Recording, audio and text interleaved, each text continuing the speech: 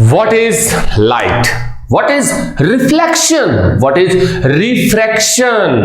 भैया लाइट क्या है? क्या होता है जब ये लाइट किसी एक ऑब्जेक्ट पर, एक सरफेस पर इंसिडेंट होती है? क्या उससे बाउंस बैक होती है? क्या एक मीडियम से दूसरे मीडियम में एंट्री करती है? अगर लाइट को हम प्रिज्म जैसे किसी सरफेस पर इंसिडेंट करवा दें तो क्या होता है? हमें बहुत सारे क्वेश्चंस होते हैं। लाइट एक कलर की है या 7 डिफरेंट कलर्स की है? इसमें एक वेवलेंथ होती है या 7 डिफरेंट वेवलेंथ्स होती है? लाइट जो है बहुत से क्वेश्चंस क्रिएट करती है भैया, बहुत से क्वेश्चंस क्रिएट करती है। कई बार बच्चे एक सिंपल सा क्वेश्चन लेके आते हैं, हमारी आंख जो इन चीजों को देख रही है, इसमें हमारी आंख की स्पेशलिटी है या लाइट की स्पेशलिटी है? क्या ऐसी चीजें हैं कि हम लोग इमेज कैप्चर करने के लिए काम में लेते हैं? हम एक दूसरे को देख पा रहे हैं, हम डिफरेंट ऑब्जेक्ट्स को देख पा रहे हैं, या वो लाइट की वजह से है? ऑब्वियसली वो सारी चीजें जो हो रही है, जो हम देख पा रहे हैं, जो हम लोगों को सराउंडिंग के अंदर होती है, जिन ऑब्जेक्ट्स को हम देख पाते हैं, वो सारा का सारा लाइट की वजह से होता है। पिछली क्लासेस में आपने लाइट के इन्हीं रिफ्लेक्शन रिफ्रैक्शन फिनोमिना को बेसिक्स में डिस्कस किया हुआ है, एकदम शॉर्टली डिस्कस किया हुआ है। हम लोग इस क्लास के अंदर जो हमारा जो टॉपिक है, आज का जो टॉपिक शुरू कर रहे हैं, माई सेल्फ जेके वैष्णव, और मैं आप लोगों को लेकर के चलूंगा फ्रेंड्स आज लाइट की या ऑप्टिक्स की दुनिया के अंदर। यहां हम लोग डिस्कस करेंगे कि लाइट है क्या, ये जो लाइट है एक्चुअल में जो एनर्जी है, ये एनर्जी में कितनी रेज होती है, कितनी वेव्स है। अलग अलग तरह से हमने ईएम वेव्स वाले टॉपिक में पढ़ रखा है कि हम लोग लाइट को इंफ्रारेड भी बोलते हैं, यूवी भी बोलते हैं। तो विजिबल लाइट क्या होती है? हमारी आंखें विजिबल लाइट के लिए किस तरह से सेंसेस है? किस तरह के हम लोग ऑप्टिकल इंस्ट्रूमेंट्स काम में लेते हैं लाइट्स को हम लोग बनाने के लिए? माइक्रोस्कोप, टेलीस्कोप, कैमरा, ह्यूमन आई, ये जो चीजें हैं ये हम लोग डिस्कस करेंगे। इमेज फॉर्मेशन हम डिस्कस करेंगे, लेंसेज को डिस्कस करेंगे। क्या रीजन है कि लाइट की स्पीड जो है उसको हम लोग कम ज्यादा हो जाती है डिफरेंट मीडियम्स के अंदर? तो आज की कहानी की शुरुआत हम करेंगे ऑप्टिक्स के साथ में। ऑप्टिक्स है क्या? What is optics? इसी चीज को देखेंगे और फिर धीरे धीरे इसके अंदर चलेंगे। आगे आने वाले वीडियोस के अंदर आपको लाइट के बारे में मैं जितना हो सकता है, जो आपके सिलेबस का पार्ट है, जितना कुछ कह रहा है वो सारा डिस्कस करेंगे, उस चीजों को समझने की कोशिश करें। चलते हैं। तो जैसा मैंने आपसे कहा अभी दोस्तों कि हम लोग स्टार्ट डिस्कस करेंगे ऑप्टिक्स के बारे में, और ऑप्टिक्स को भी हम लोग 2 पार्ट्स में डिवाइड करते हैं। एक होता है रे ऑप्टिक्स, दूसरा होता है वेव ऑप्टिक्स। वेव ऑप्टिक्स आपके सिलेबस के अकॉर्डिंग नेक्स्ट चैप्टर आएगा, उस समय हम लोग डिस्कस करेंगे। रे ऑप्टिक्स हमें क्या कहती है, किस तरह से हम लोग इन चीजों को डिस्कस करेंगे।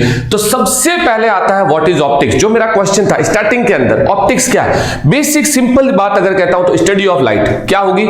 Study of light. क्या होगी? Study of light. आपको कह रहा है the branch of physics which deals with the study of light and various optical phenomena like reflection, refraction, interference, diffraction.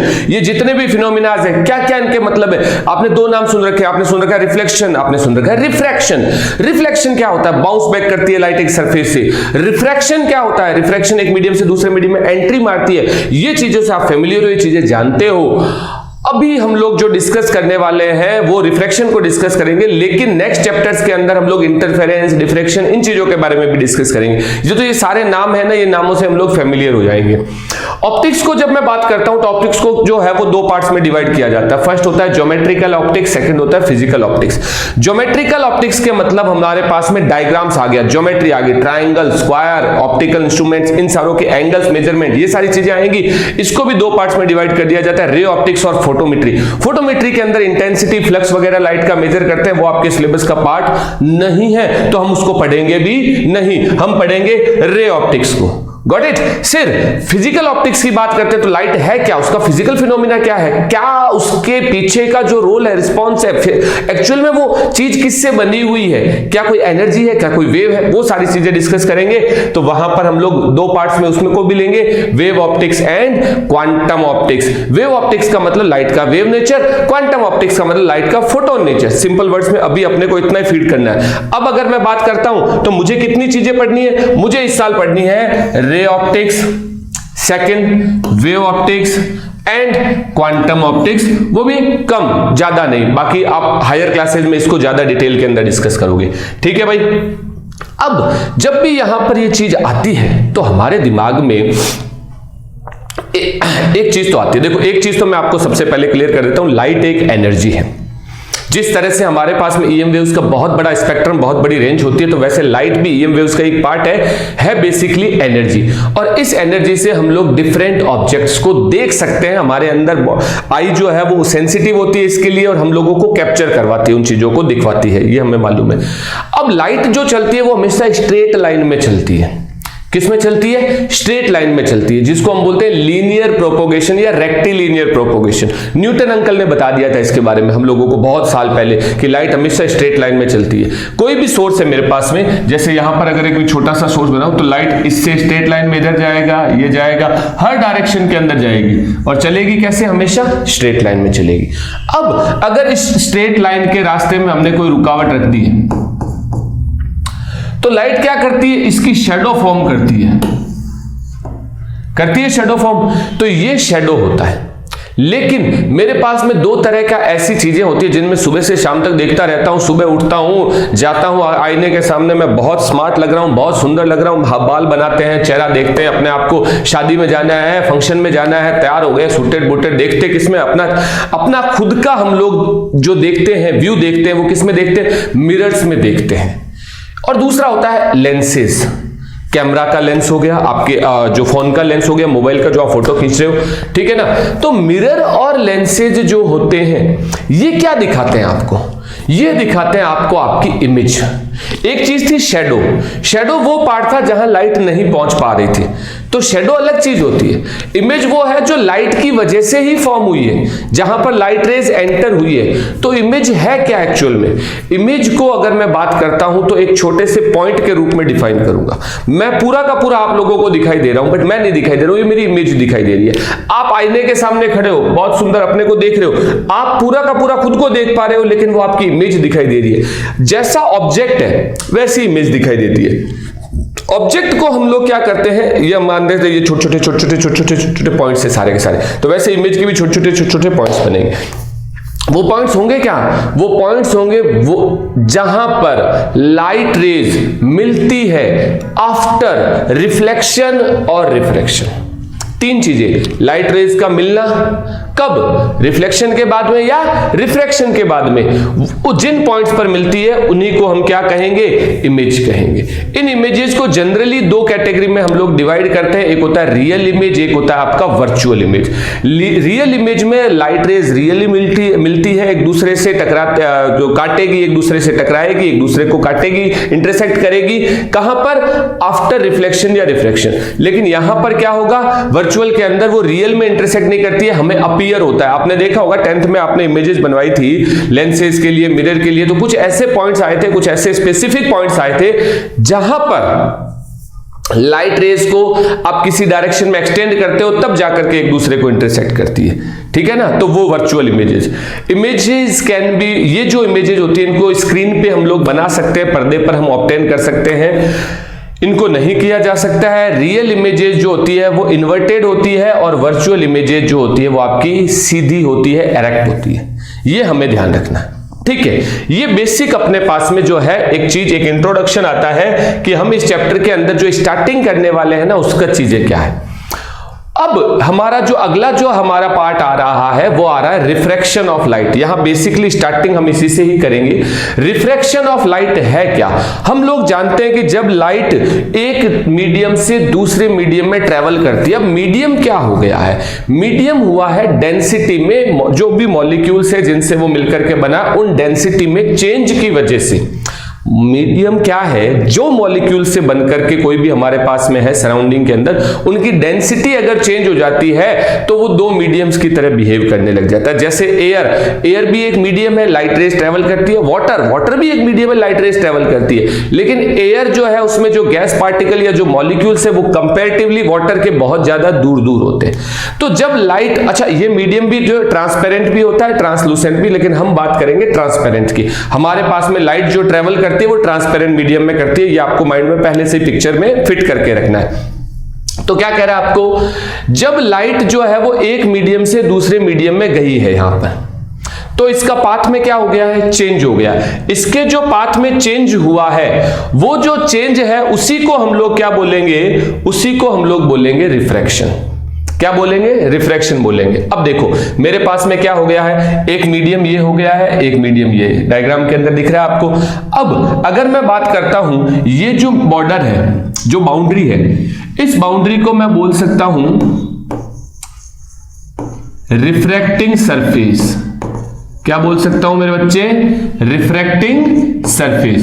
ये दो मीडियम्स को अलग कर रहा है, तो ये मेरा रिफ्रैक्टिंग सरफेस है। ठीक है बेटा। अब देखो भाई क्या होगा, ये लाइट रे आई एक मीडियम से, ये एक मीडियम है, कोई भी है, फॉर एग्जांपल मैंने कंसीडर कर लिया, मान लो ये है मेरा एयर, ये मेरा सेकंड मीडियम है, कुछ भी ले सकता हूं, मैंने ले लिया मान लो वाटर। ठीक है बच्चा लोग। अब आपको कह रहा है लाइट रे ऐसे ट्रेवल करती हुई आई, कहीं से भी आई, कोई भी सोर्स था, इसका पाथ कैसा होना चाहिए था? स्ट्रेट, यूं जाना चाहिए था, इसको स्ट्रेट चलना चाहिए था, लाइट रे को जाना चाहिए था स्ट्रेट। लेकिन जैसे ही ये इस मीडियम में एंट्री होती है तो इसका पाथ ये नहीं रहता है, पाथ चेंज हो जाता है। अब ये जो पाथ होना चाहिए था और बन गया ये जो पाथ में चेंज है, इसी फिनोमिना को हम क्या बोलेंगे? हम बोलेंगे रिफ्रैक्शन। क्या बोलेंगे?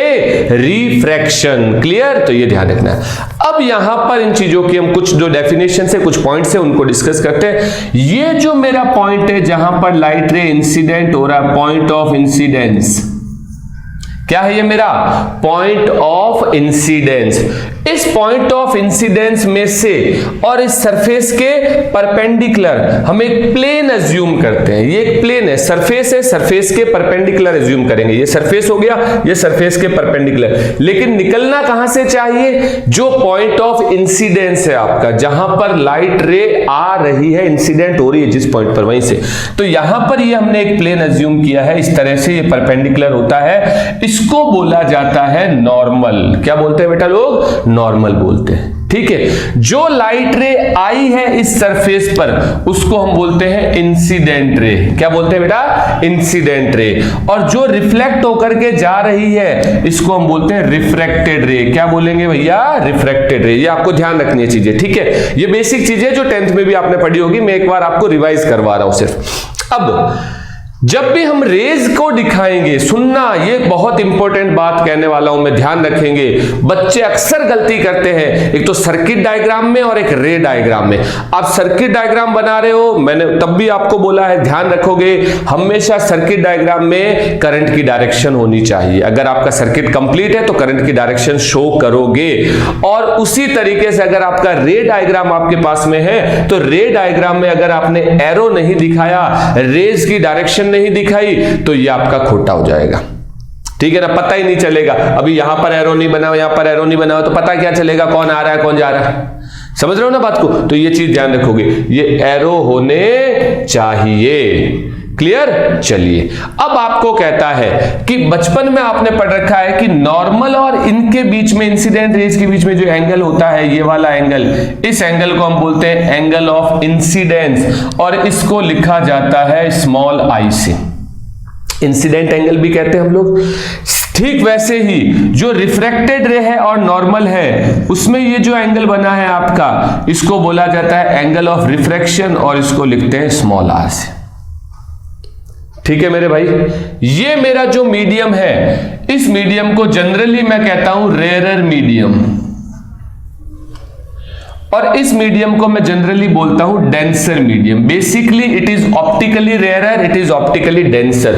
इसका मतलब क्या? इसका मतलब यह है कि इस मीडियम के कंपेयर में इसके जो मॉलिक्यूल्स की जो डेंसिटी है वो ज्यादा है, पास पास है, इसलिए ये डेंसर है, ये रेयरर है। ये एक रिलेटिव टर्म है, दो को कंपेयर करना पड़ेगा आपको। आपके पास में अगर आप एयर और वाटर को लेते हो, तो आपका एयर कैसा मीडियम है बच्चा? एयर मीडियम है आपका रेयरर, वाटर है आपका डेंसर मीडियम। लेकिन अगर आप बात करते हो वाटर की एज कंपेयर टू ग्लास, तो आपका वाटर कैसा बन गया? रेयरर मीडियम बन गया। ग्लास कैसा बन गया? डेंसर मीडियम बन गया। और अगर आप बात करते हो ग्लास की विद कंपैरिजन किसके साथ में? डायमंड के साथ में। महंगे लोगों की महंगी बातें भाई। तो अगर आप डायमंड के साथ में कंपेयर करते हो मेरे बच्चे, तो डायमंड आपका डेंसर मीडियम बन जाएगा, ग्लास आपका आपका रेयर मीडियम बन जाएगा। तो ये एक रिलेटिव टर्म है, ये मेरे सारे के सारे रेयर मीडियम है और ये सारे के सारे डेंसर मीडियम है।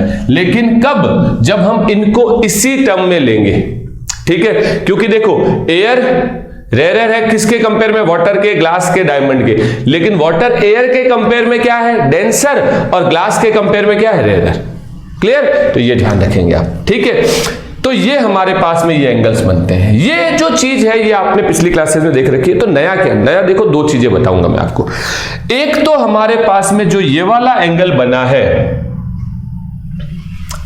ये सरफेस के साथ में इंसिडेंट रे का जो एंगल बनता है, इसको हम बोलते हैं एंगल ऑफ ग्लांसिंग या ग्लांसिंग एंगल। क्या बोलते हैं बच्चे? ग्लांसिंग एंगल, ठीक है। सेकंड, जो मेरा इंसिडेंट रे है और जो मेरा रिफ्लेक्टेड रे है, इनके बीच में जो एंगल बन रहा है, ये हो गया है इंसिडेंट रे। अगर मीडियम से निकलेगा तो बाद में एमर्जेंट रे होगा, रिफ्लेक्टेड रे होगा। इनके बीच का जो ये एंगल बन रहा है, ये हर एक के लिए अलग होगा। अगर मैं रिफ्रैक्शन जैसे की बात करता हूं तो रिफ्रैक्शन में जैसे ये इंसिडेंट, ये रिफ्रैक्टेड। अब इसको आगे बढ़ाते हैं तो यहां पर ये वाला एंगल बनता है। अगर मैं इससे अलग बात करता हूं, एक मीडियम लेकर के, लाइट रे आई, रिफ्रैक्ट हुई, वापस गई, यहां पर बात करता हूं तो यहां पर अलग ये वाला एंगल बनेगा, ठीक है ना। तो आपको कहा जा रहा है कि जब हम बात करते हैं इंसिडेंट रे और रिफ्लेक्टेड, रिफ्रैक्टेड या एमर्जेंट रे जो मीडियम से निकल रही है, उनके बीच के एंगल की, तो उस एंगल को मैं नाम देता हूं एंगल ऑफ डेविएशन। डेल्टा से या डेल से इसको लिखा जाता है एंगल ऑफ डेविएशन। ये बहुत धीरे धीरे मैंने आपको सारा का सारा क्विक रिकैप दिया है, रिवीजन किया है। अब हम आगे बढ़ेंगे, इसके रूल्स के बारे में बात करेंगे, ठीक है बेटा। क्या कह रहा है आपको? देखो, कुछ चीजें हम लोग जानते हैं कि जब भी लाइट रे जो है वो एक मीडियम से दूसरे मीडियम में जा रही है तो उसका रिफ्रैक्शन हो रहा है। उसको एक्सप्लेन करता हूं मैं इसी से वापस। मेरे पास में ये रेयर मीडियम है, ये कैसा है? ये है रेयर मीडियम, ये है डेंसर मीडियम। मेरे से अक्सर लोग बच्चे पूछते होते हैं कि भैया ये सर हम लोग बात कर रहे हैं ये लाइट रे रिफ्लेक्ट हो गई, अच्छी बात है, पाथ इसका चेंज हो गया, लेकिन हुआ क्यों? हुआ क्यों? What is the basic reason? What is the basic cause behind refraction? आ रही बात समझ में? क्या कह रहा हूं मैं आपसे? अब इसको समझने की कोशिश करते हैं, कैसे होगा। देखो, आपको कह रहा है यहां पर इस मीडियम में लाइट का कुछ ना कुछ स्पीड है, ठीक, इसी मीडियम में भी लाइट का कुछ ना कुछ स्पीड है। क्या दोनों मीडियम्स में लाइट का स्पीड सेम हो सकता है? आंसर आता है no. Medium change, speed change. Medium change, speed change. जब लाइट एक मीडियम से दूसरे मीडियम में एंट्री मार रही है, ट्रेवल कर रही है, तो उसकी स्पीड क्या हो जाती है? उसकी स्पीड हो जाती है चेंज। अब जब वो रेयर से डेंसर में जा रही है, मान लो इस तरफ मेरे V1 है और इस तरफ V2 है। जब लाइट आपका रेयर से डेंसर मीडियम में गया तो इसका स्पीड डिक्रीज हो जाता है, V2 is less than V1। Speed क्या हो जाएगा? डिक्रीज हो जाएगा। और जब स्पीड डिक्रीज होगा तो लाइट रे जो है वो नॉर्मल की तरफ बेंड होती है। किसकी तरफ बेंड होती है? नॉर्मल की तरफ बेंड होती है। तो हम ये भी कहेंगे कि एंगल R वो भी छोटा होगा आपका एंगल I से। कब? जब लाइट रे जा रही है रेयर से डेंसर में, और इसका वाइस वर्सा भी होगा आपका। कैसे होगा? आपको कह रहा है अगर लाइट रे यहां से जा रही होती, फर्ज करो मैंने ये यहां पर एक बार रफ करता हूं, ये देखो यहां से लाइट रे जा रही है आपका, हाँ बन जा भाई, हाँ ये लाइट रे, ये इंसिडेंट हो गया। अब ये इस मीडियम में निकल रही है, तो लाइट का जो पाथ होता है ना वो ये है। मान लो इसमें स्पीड है V2, इसमें स्पीड है V1, लेकिन जब वो इस मीडियम से इस मीडियम में जाएगा तो उसका स्पीड इंक्रीज होगा, तो V1 जो है वो ग्रेटर देन रहेगा V2 से, तो इंक्रीज होगा तो ये नॉर्मल से दूर बेंड होगा, पहले नॉर्मल के पास आया था यहां पे, अब नॉर्मल से दूर हो रहा है। दूर हो रहा है इसका मतलब मेरा जो R है उसका वैल्यू I से भी क्या रहेगा, ज्यादा रहेगा। दोनों तरह की चीज चलेगी। जब आपको इससे इसमें जाएगा तो V2 की वैल्यू छोटी होगी, ठीक है ना, और आपका R जो है वो लेस देन होगा I से। लेकिन यहां पर होगा तो उल्टा हो जाएगा, ठीक है। तो ये अपने को कह रहा है, इन चीजों को अगर हम लोग ध्यान में रखते हैं, इन चीजों को अगर माइंड में रखते हैं, तो हम कह सकते हैं कि रिफ्रैक्शन का मेन रीजन है स्पीड चेंज होना। स्पीड क्यों चेंज हो रही है, वो एक टर्म होती है, उसको हम लोग डिस्कस करेंगे बाद में। अभी आप क्वेश्चन मार्क रखें उसको। स्पीड चेंज हो रही है, ये हमें ध्यान रखना है। और स्पीड जब इंक्रीज होगा तो लाइट रे नॉर्मल से दूर होगा, स्पीड जब डिक्रीज होगा तो लाइट रे नॉर्मल के पास आएगा, ठीक है। इस तरह से हमें रिफ्रैक्शन देखने को मिलता है। तो यही चीज हम लोग यहां पर कह रहे हैं, the refraction of light take place on going from one medium to another because the speed of light is different in two media. Got it? Greater the difference in the speeds of light in the two media, greater will be the amount of refraction. जितना ज्यादा difference होगा उतना ज्यादा ही light रे band होगा आपका। A medium in which the speed of light is more, जिसमें ज्यादा होगी, is known as optically rarer medium, and a medium in which speed of light is less is known as optically denser medium, ठीक है ना। जिसमें कम होगी उसको denser, जिसमें ज्यादा होगी वो रेयर।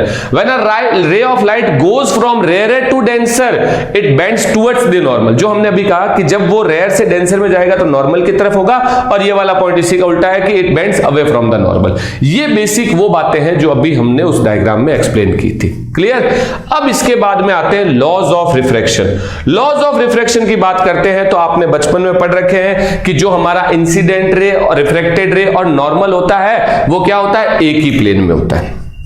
ये तो हम जानते हैं, डायग्राम में भी देखा हमने। सेकंड जो होता है वो कहता है the ratio of sine of angle of incidence और sine of angle of refraction is constant, यानी कि ये sine i upon sine r ये हमेशा कांस्टेंट रहेगा, चाहे आप कुछ भी कर लो। और इस कांस्टेंट को हम एक नाम देते हैं, इसको लिखा जाता है म्यू से, या इसको लिखते हैं स्मॉल एन से। कुछ बुक्स इसको म्यू से डिनोट करती है, कुछ बुक्स इसको स्मॉल एन से डिनोट करती है। आपको स्मॉल एन से करना है, एनसीईआरटी स्मॉल एन को करती है ज्यादातर, बाकी म्यू करेंगे तो भी रॉन्ग नहीं है, ध्यान रखेंगे। आपको कह रहा है ये जो म्यू और एन होता है इसको हम बोलते हैं रिफ्रैक्टिव इंडेक्स।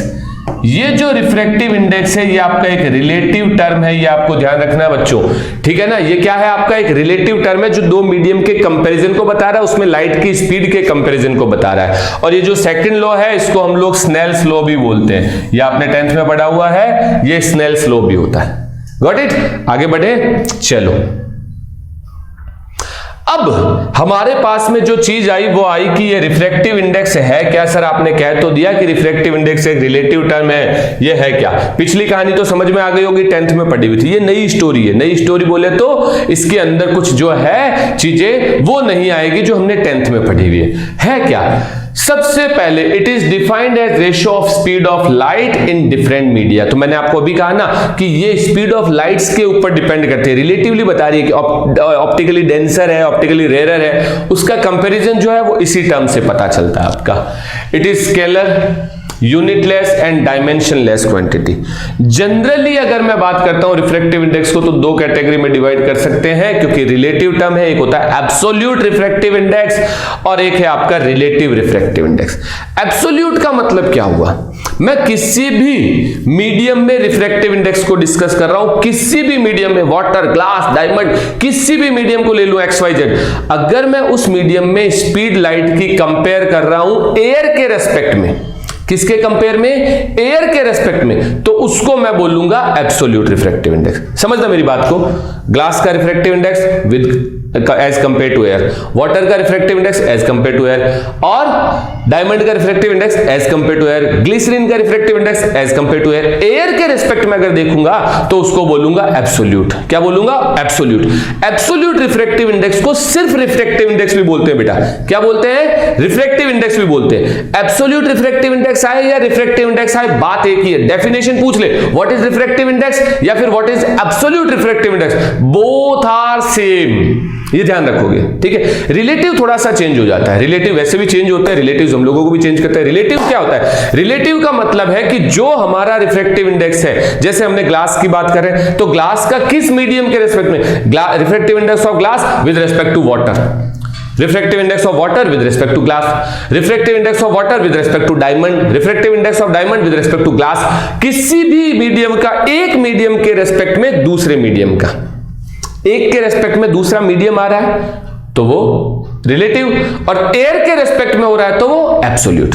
क्लियर? अब इनको पढ़ते हैं, क्या कह रहा है ये आपको। When light travels from vacuum to any transparent medium, vacuum और एयर को सेम कंसीडर किया जाता है, then refractive index of the medium with respect to air, या मैं यहां पर लिख देता हूं आपका with respect to air के साथ साथ यहां पर कर देता हूं वैक्यूम के साथ साथ एयर भी, is called its absolute refractive index. Got it? आपको कहा जाता है, ये होता है रेशियो ऑफ स्पीड्स, मैथमेटिक्स का ना, इट इज डिफाइंड एज, तो speed of light in vacuum या air, speed of light in medium, जिस मीडियम में लाइट एंट्री कर रही है उसका स्पीड हमेशा नीचे होगा, जिस मीडियम से लाइट आई है उसका स्पीड ऊपर होगा, ठीक है ना। तो ये बना mu of medium with compare to vacuum. अब यहां पर कुछ दिया हुआ है जैसे म्यू जी, ये म्यू जी एक्चुअल में है क्या, इसको समझने की कोशिश करते हैं, मैं इसकी बात कर रहा हूं। इस फॉर्मूले को मैं यहां पर लिखता हूं, देखो आपको कह रहा है कि मैं इसको लिख लूं a mu m, refractive index of medium with respect to air या वैक्यूम, एक ही बात है, ध्यान रखेंगे, वैक्यूम एयर को अलग अलग कंसीडर नहीं करते हम लोग। यहां पर हमने कहा speed of light in air और speed of light in medium. अब आपको क्या कह रहा है कि यहां पर यह चीज क्या बन जाएगा, देखो इसका एक और फॉर्मूला बनेगा, इसको अगर मैं बोलता हूं, मैंने जैसे कहा आपको refractive index of medium, refractive index of medium with respect to air, तो refractive index of medium upon refractive index of air, ठीक है। और इसकी जो वैल्यू होती है भाई वो कंसीडर की जाती है 1, क्या कंसीडर की जाती है 1। तो लिखा हुआ हो ए म्यू एम, या मैं लिख देता हूं सिर्फ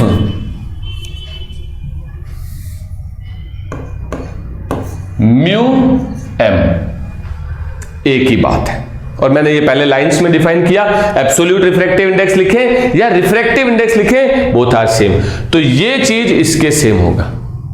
तो अब मुझे कह रहा है रिफ्रैक्टिव इंडेक्स ऑफ ग्लास है ये याद रखने दो, और नहीं भी रखोगे तो क्वेश्चन में आएगी, ये वैल्यू होती है 1.5। ये 1.5 किसके कंपेयर में, एयर के रेस्पेक्ट में है इसका, तो इसको रिफ्रैक्टिव इंडेक्स ऑफ ग्लास लिखूं या refractive index of glass with respect to air और वैक्यूम इज 1.5। सिमिलरली म्यू डब्ल्यू यानी for water 1.33 and mu d is for diamond 2.4।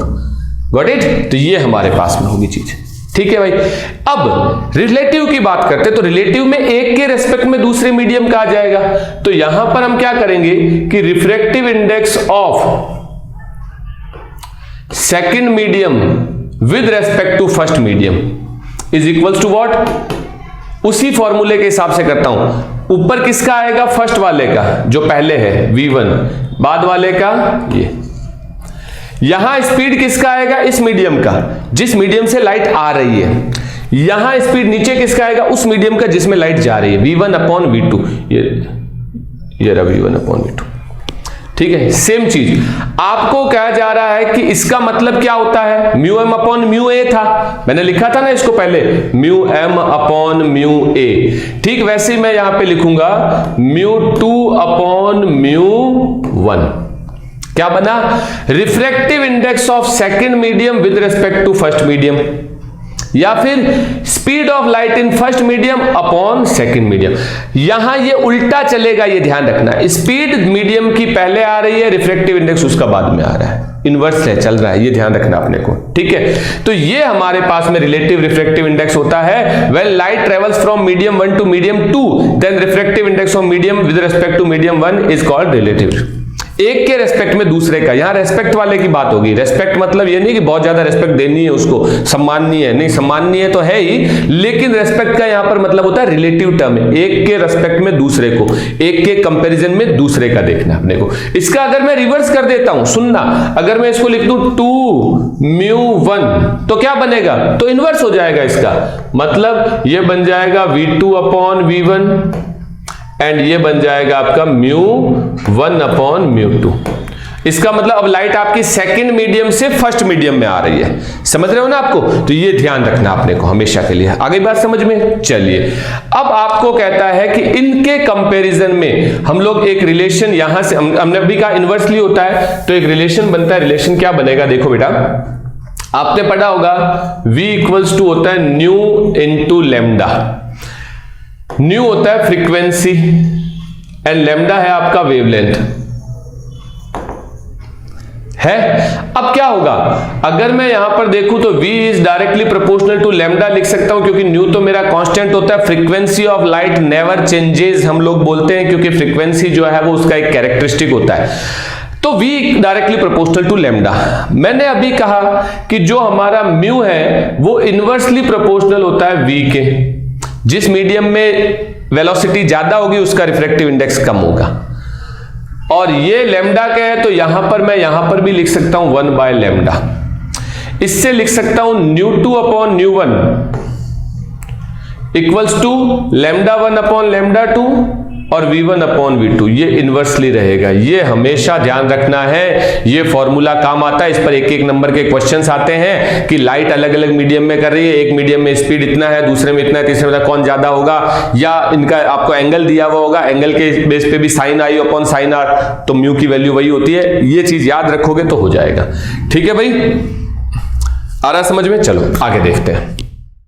हाँ तो भाई रिफ्रैक्टिव इंडेक्स जो है वो रिफ्रैक्टिव इंडेक्स क्या होता है ये तो हमने डिस्कस कर लिया। कैसे इसको डिफाइन करेंगे, किस किस तरह से कैटेगरी में डिवाइड किया जा सकता है, क्या क्या फॉर्मूले बन सकते हैं। अब इन रिफ्रैक्टिव इंडेक्स से रिलेटेड अच्छा एक क्वेश्चन भी अभी हमने डिस्कस किया था कि भैया इनवर्सली प्रोपोर्शनल होगा, इस तरह से इस फॉर्मूले के ऊपर बेस्ड आ सकता है। इसके अलावा कौन सा एक दो क्वेश्चन रिफ्रैक्टिव इंडेक्स पे बेस पे मिल सकता है और किन किन चीजों पे ये डिपेंड करता है। जनरली रिफ्रैक्टिव इंडेक्स के क्वेश्चन आपको छोटे क्वेश्चन मिलते हैं, 1-2 नंबर के क्वेश्चन मिलते हैं, तो वो हम लोग देखते हैं और ये किन किन चीजों पे डिपेंड करता है इसकी बात हम लोग करते हैं। तो देखो जैसे हमने भी फॉर्मूला लिखा कि n2 इक्वल्स टू आपका होता है n2/n1 या फिर v1/v2। ठीक वैसे ही हमने लिखा 2n1 आपका होगा n1/n2 या फिर v2/v1। अगर मैं इन दोनों इक्वेशंस को मल्टीप्लाई करता हूं, अब देखो ध्यान से देखो, दोनों इक्वेशंस को अगर मैं मल्टीप्लाई करता हूं तो इस तरफ v1 नीचे v1, इधर v2 ऊपर v2, ये कैंसिल हो जाएगा। 1n2 into 2n1 equals to v1/v2 into v2/v1। v2 से v2, v1 से v1 कैंसिल हो गया, हमें मिला ये किसके इक्वल हो, या यहां बच गया 1। तो क्या बनेगा फॉर्मूला, फॉर्मूला बना 1n2 इक्वल्स टू 1/2n1, यानी एक मीडियम का रिफ्रैक्टिव इंडेक्स दूसरे के कंपेयर में उसके इनवर्स के भी इक्वल होता है। अगर मैं जैसे मैं वाटर और ग्लास के कंपेयर में लिखता हूं तो मैं क्या लिखूंगा, यहां लिखूंगा refractive index of glass with respect to water is equals to what? Is equals to 1/ refractive index of water with respect to glass।